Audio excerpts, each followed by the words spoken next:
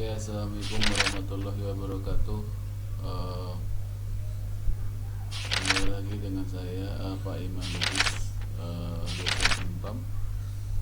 Eh, saya akan coba mempresentasikan untuk ini saya lagi ngecek ini nih suara tes tes tes ada ya tes ya, oke.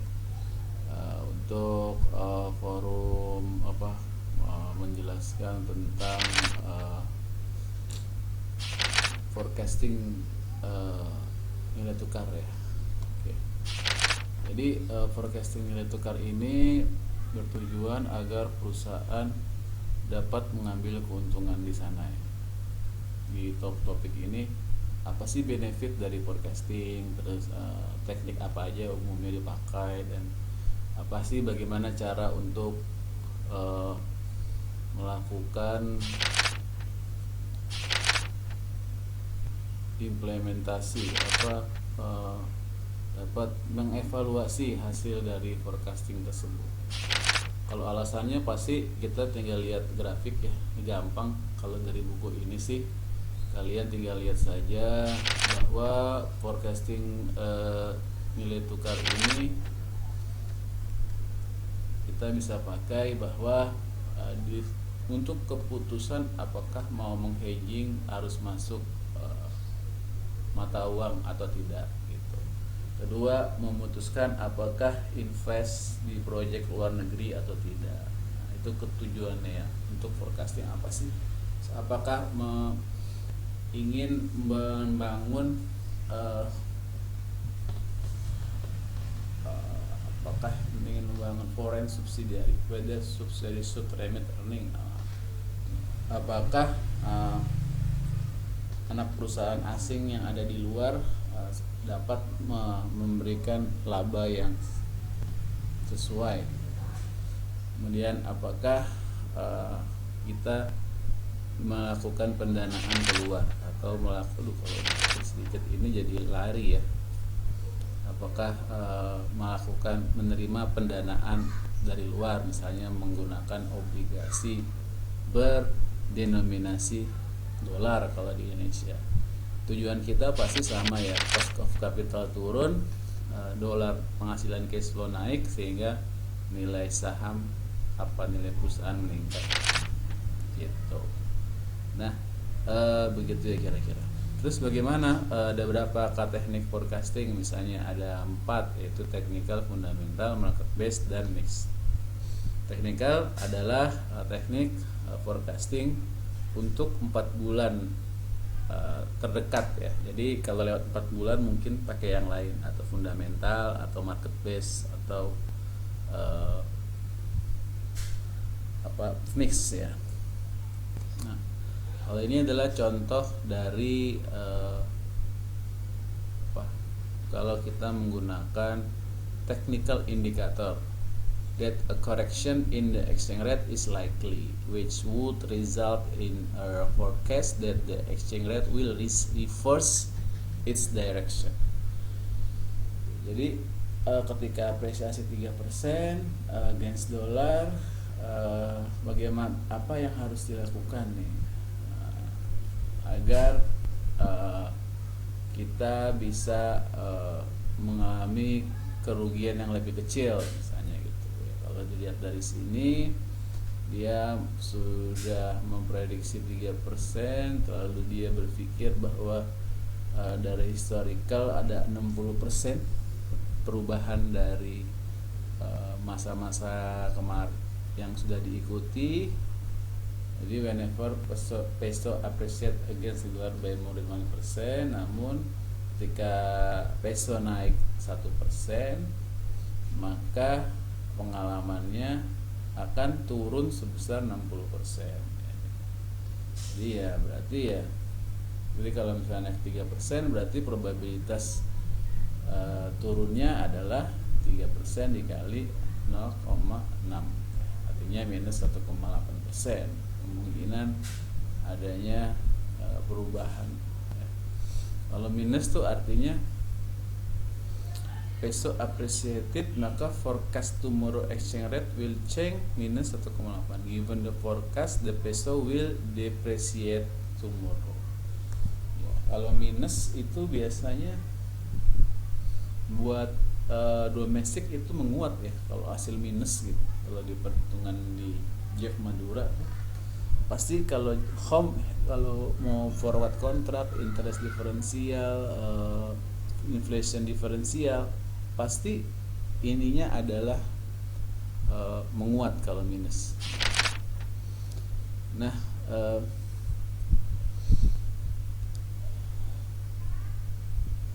apa saja sih limitasinya kalau pakai technical? Ya tentu technical limitasinya nggak bisa jauh-jauh, prediksi dan cuma satu kali. Kemudian technical biasanya itu menjadi overwhelm economic news ya, jadi overwhelm economic news.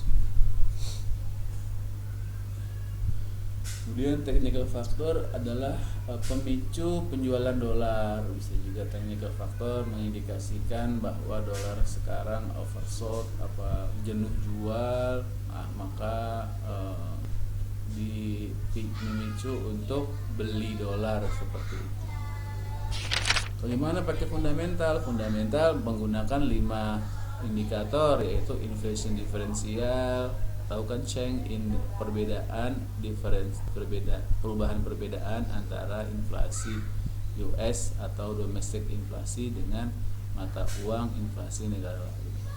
Inflasi terus tingkat suku bunga, perbedaannya dengan negara lain, misalnya rupiah terhadap Filipina, berarti perbedaan tingkat suku bunga rupiah dengan Filipina. Chapter 4 sudah jelas. Kemudian income level dan antara dua negara, pasti kalau nilai tukar menggunakan dua pihak atau dua negara yang namanya juga nilai tukar. Terus perubahan dari kontrol pemerintah, kemudian perubahan dari ekspektasi di masa yang akan datang. Nah, kemudian bisa juga kita melakukan fundamental dilakukan dengan menggunakan regresi yang biasanya menggunakan data lag atau data T-1. BP ini adalah British Pound. Nah, ini seperti ini, misalnya inflasinya 4%, terus B2 nya 2%, maka berapakah BPT?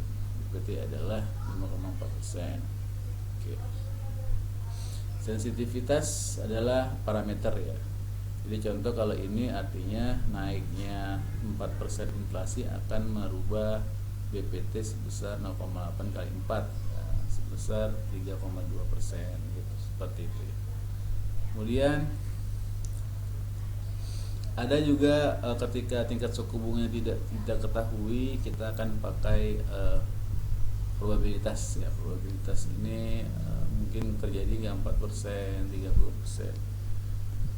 Itu biasanya dilihat dari historical, terus kita lihat kita buat kelompok ya, kita buat 3 kelompok misalnya dari historical, 3 jenis data, kira-kira antara 1 sampai 3 berapa persen. Oke, thank you. Jadi seperti itu.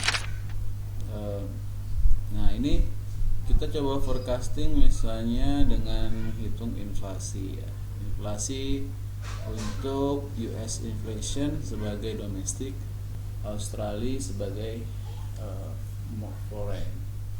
Ya, kelihatan kalau foreign taruhnya di bawah ya. Jadi kalau misalnya kan cuma 1% nih di US dan 0,06% di Australia, kan kalau 1,01 dibagi 1,06 adalah lebih besar, lebih kecil daripada 1, pasti hasilnya minus. Kalau minus berarti artinya tingkat suku nilai tukar di masa yang akan datang, atau misalnya ini berapa bulan ya, setahun ke depan akan menguat sebesar 4,7%. Dan ini akan cukup buruk kalau misalnya kita punya pemasukan dari ini ya. Yang bagus kalau kita akan cukup buruk ya. Yang bagus ketika kita punya hutang. Nah, kalau kita domestiknya menguat, kita punya hutang, maka hutang kita lebih kecil. Nah, seperti itu ya. Nah, ini adalah contoh perhitungannya. Loh, kok ini 50 dolar di kok ini jadi ini ya, pecah ya.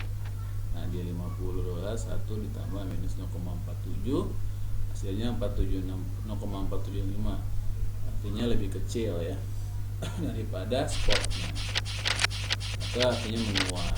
Nah, bagaimana market base? Yaitu dengan spot rate. Today's spot rate use as forecast of the spot rate.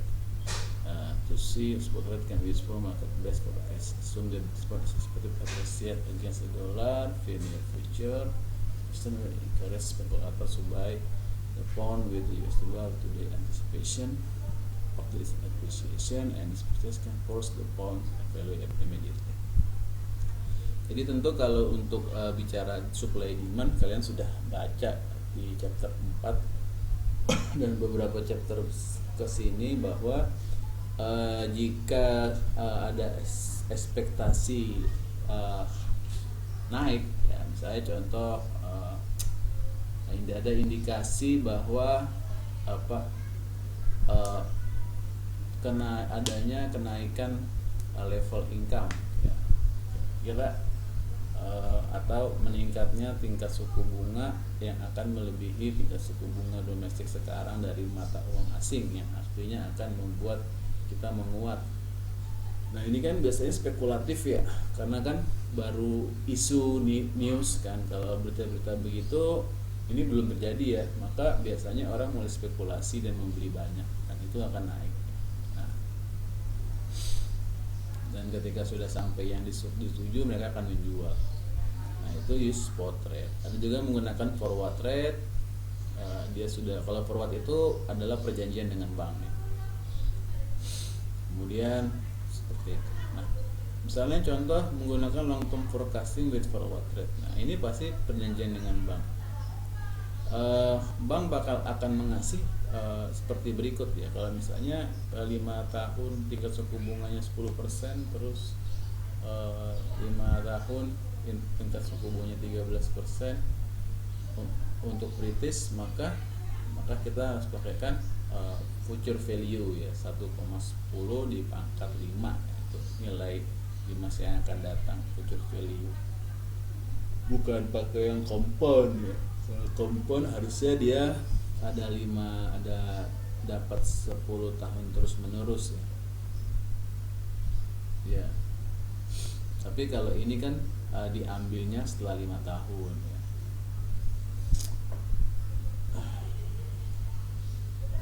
Ini kompon, harusnya kompon ya. Kompon kan beda ya, rumusnya yang itu loh, yang 1, kalau yang ini ya 1 plus R dibagi dengan R gitu, kurang 1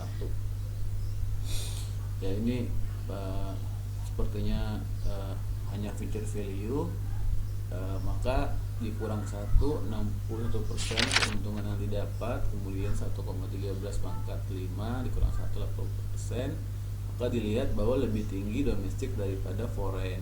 Itu sebabnya hasilnya pasti akan minus ya, karena akan lebih kecil dari 1 hasilnya, yang mengatakan bahwa 5 tahun kemudian forward rate 12,5 diskon, dan spot rate pound yang diharapkan terdepresiasi dengan 12,5% 5 tahun kemudian. Nah, ini kan kita forecasting. Beberapa market berkembang tidak menerbitkan long term fixed rate bond every after, konsekuensinya long term interest rate tidak ada, dan long term forward rate juga tidak bisa dilakukan. Nah, seperti itu. Next, forecasting. Because no single forecasting technique has been found to be consistently superior. Nah, karena dari 3 itu nggak ada yang superior, maka biasanya orang pakai kombinasi. Kombinasinya gimana? Beberapa kombinasi yang dilakukan adalah sebagai berikut ya, contoh college session needs to assess value nilai dari Meksiko peso Meksiko, karena itu bergantung dari bisnis yang sedang dia expandingkan. atau diperluas, dan kesimpulannya bahwa harus ditarik kesimpulan dari ramalan sebagai berikut. Informasinya adalah ramalan langsung dari nilai peso yang bergantung pada teknik yang digunakan. Ternyata beda-beda teknik, berbeda-beda hasil. Contoh kalau fundamental memprediksi peso akan menguat, apresiasi. Tapi technical forecast dan market based forecast akan memprediksi menurun. Juga diberitahu bahwa walaupun fundamental dan market based meramal bahwa keduanya menggunakan faktor yang sama, tapi hasilnya juga berbeda. Maka MNC mungkin akan memutuskan apakah menggunakan technical dan market based forecast sebagai relevan karena hanya memprediksi satu periode, tapi fundamental forecast mungkin akan relevan di masa yang akan datang. Seleksi ini teknik forecasting mungkin akan bervariasi dengan mata uang, dan ini akan dinilai berdasarkan waktu yang sudah tertentu.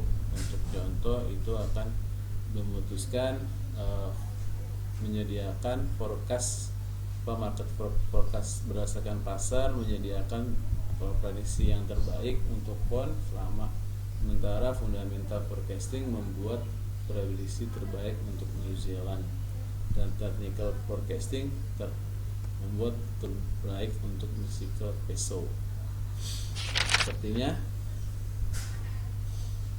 tidak setiap mata uang itu mempunyai perbedaan jenis teknik yang bagus yang sudah diuji. Nah, bagaimana cara menghitung error ya? Cara menghitung error adalah kita bikin regress dulu, kemudian kita forecast value-nya dan kita kurangi dengan realized value realized sebenarnya. Oke, lanjut.